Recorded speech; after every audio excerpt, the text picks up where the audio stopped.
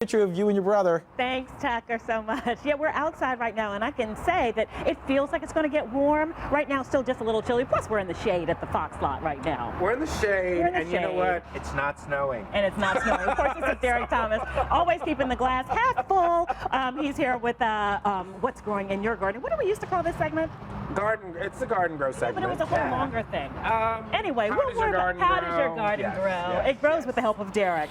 So you're talking about holes that you might see when you go outside and try to get your garden going. It was a really tough winter, and what you're going to be doing as you're uncovering the leaves and the different things like that, you're going to be finding plants that did not make it. We've become really accustomed to being really sad. well, Okay. yeah, but we've become accustomed to being like right on, between two zones and everything like Right. that. And we had a really harsh Yeah, we winter. I was speaking to someone from Boston, and in fact, they were saying that they are living here now, and even winters in Boston are usually not as cold Yeah. as what we had. So, there's going to be a lot of plant damage. Now, the Okay. thing to do when you get out into the garden now is to look for stuff. This coral bell wintered over, and what you're going to see is you're going to see places where the leaves have actually started to die. That leaf is not going to come back, but if you look a little bit closer right down below, that is a brand new leaf that's emerging.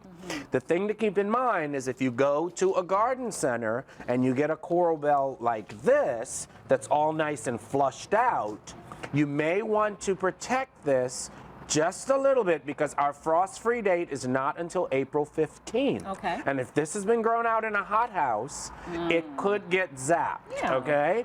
Now, what about, some of our grass plants? If your grass plants are looking like this down below, what you need to do is go ahead and trim off any of the dead stuff that you see, because what you're going to be getting is a nice flush of good vegetation. If you see that your plant is only half coming out, you may want to go ahead and remove that part. Some people want to try to bring it back to life, and usually that's not going to work. Okay.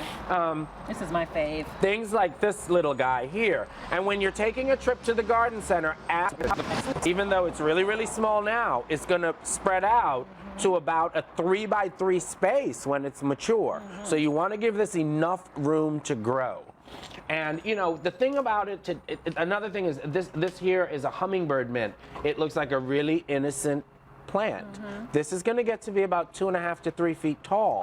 Oh, okay. And so you want to make sure Right. that you ask those tough questions at the garden center. This is one of my favorites. This is coneflower, and they are just starting to come out.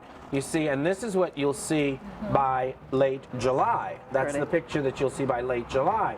What you want to make sure is that, keep in mind, this plant's going to get to be about 3 feet tall.